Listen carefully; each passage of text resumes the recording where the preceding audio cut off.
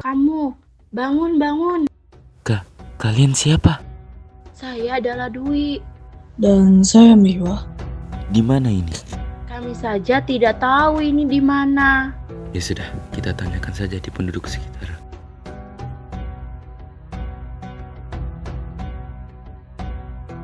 Permisi, ini di mana ya? Ini adalah Kerajaan Demak atau Kesultanan Demak. Yang awalnya Demak merupakan bagian dari kekuasaan Majapahit hingga abad ke-15. Tetapi setelah Majapahit mundur, Demak memisahkan diri dan berkembang pesat. Kerajaan ini berkembang sebagai pusat perdagangan dan pusat penyebaran agama Islam. Wilayah kekuasaan Demak meliputi Jepara, Tuban, Sedayu Palembang, Jambi, dan beberapa daerah di Kalimantan.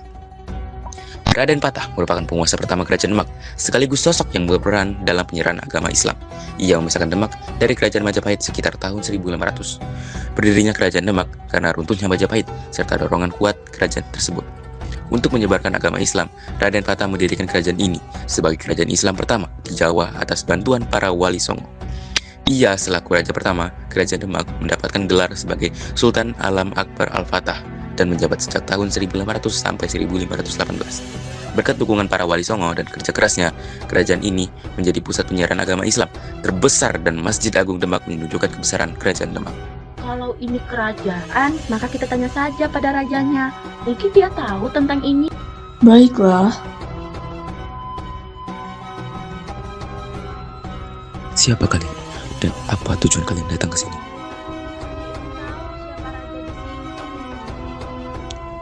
Saya tidak bisa mengizinkan kalian masuk, tetapi saya bisa memberikan lukisan wajah sang raja. Ini adalah lukisannya.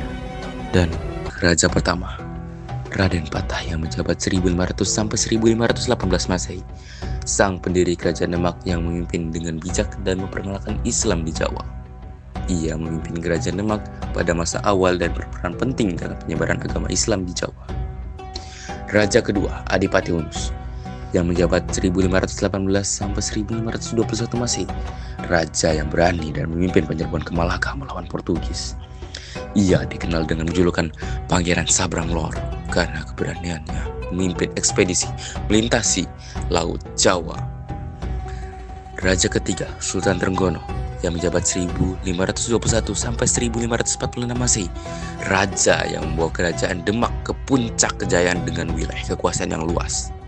Ia memerintah Fatahillah untuk mengusir Portugis dari Sunda ke Lapa dan berhasil memperluas wilayah kekuasaan Demak. Raja keempat, Sunan Prawoto, yang menjabat 1546 sampai 1549 Masehi. Dan Raja kelima, Arya Penangsang, yang menjabat 1540. Jika tidak ada kepentingan lagi, silakan pergi. Hei, sini. Sepertinya dia memanggil kita. Ayo kita ke sana.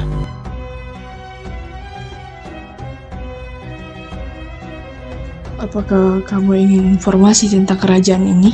Baik, Tentu saja. Wah. Masa pemerintahan Kerajaan Demak menunjukkan sebuah kerajaan Islam yang berhasil tumbuh dan berkembang di Jawa. Secara ekonomi, Demak mengandalkan kombinasi antara pertanian yang subur dan perdagangan maritim yang strategis menjadikannya pusat niaga penting. Dalam bidang sosial, Islam menjadi landasan utama, namun tetap terjadi akulturasi dengan budaya lokal, dengan peran sentral para wali songo dalam membimbing masyarakat. Di bidang budaya, Demak menjadi pusat penyebaran Islam dengan peninggalan ikonik seperti Masjid Agung Demak dan pemanfaatan seni sebagai media dakwah. Sementara, dalam bidang politik, Demak mencapai puncak kejayaannya melalui ekspansi wilayah dan pengaruh Islam. Namun, akhirnya mengalami kemunduran akibat konflik internal. Secara keseluruhan, Demak adalah contoh penting dari transisi menuju masyarakat Islam di Jawa dengan meninggalkan warisan yang signifikan dalam berbagai aspek kehidupan. Emang apa saja warisannya? Jika kamu ingin tahu apa saja warisan di Kerajaan Demak, maka pergilah ke sana. Emang di sana ada apa? Di sana ada penjaga, tanyakan saja.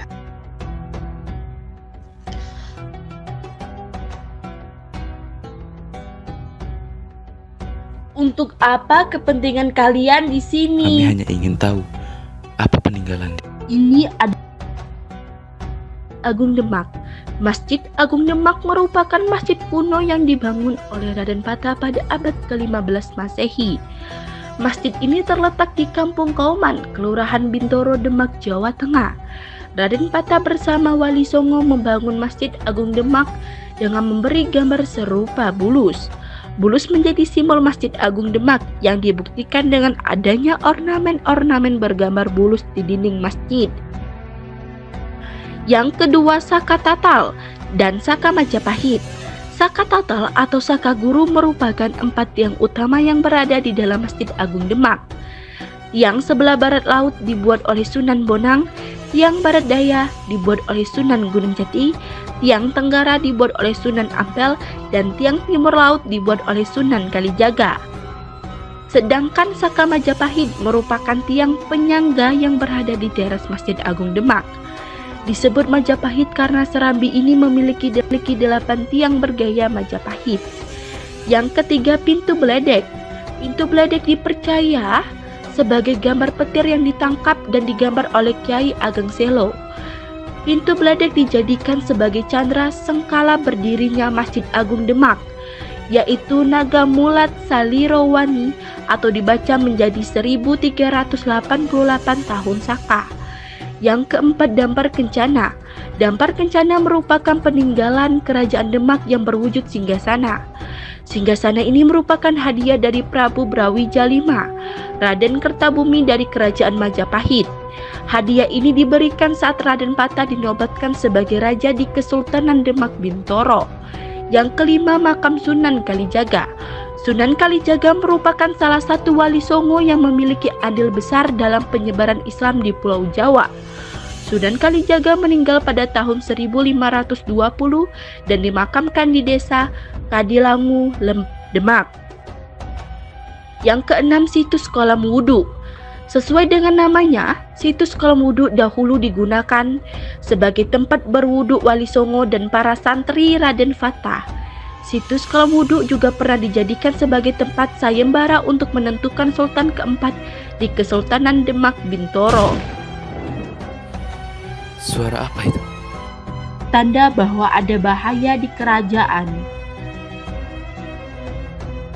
Di tahun 1546, Sultan Demak, yaitu Sultan Trenggono, meninggal dunia saat melakukan ekspedisi perluasan kekuasaan. Kondisi ini kemudian dimanfaatkan oleh putra sulungnya, yaitu Sunan Prawoto untuk menggantikan kedudukan ayahnya. Sunan Giri hingga para sesepuh kerajaan Demak setuju jika Sunan Prawoto naik tahta sebagai raja di tahun 1546. Namun, Sunan Prawoto dinilai lebih sibuk bekerja sebagai ahli agama dibanding pemimpin kerajaan Demak. Akibat peristiwa ini terjadinya perang saudara. Sunan Prawoto terlibat perang dengan sepupunya sendiri, Arya Penangsang. Arya Penangsang keturunan Pangeran Sekar Sedalepen yang merupakan kakak kandung Sultan Trenggono. Perang saudara ini berlangsung sejak tahun 1546 hingga 1549. Perang saudara ini berakhir setelah Arya Penangsang mengalami kekalahan. Perang saudara tersebut mendapat kecaman dari Joko Tingkir atau Sultan Hadiwijaya, menantu dari Sultan Trenggono. Joko Tingkir bersama dengan Kiai Gede Pemanahan serta Kiai Panjawi melakukan upaya merebut kekuasaan kerajaan Demak dari Arya Penangsang. Akhirnya Joko Tingkir, Kiai Gede Pemanahan, dan Kiai Panjawi berhasil mengalahkan Arya. Di tahun 1568, Joko Tingkir naik tahta sebagai Raja Demak dan memindahkan ibu kota Demak ke Pajang.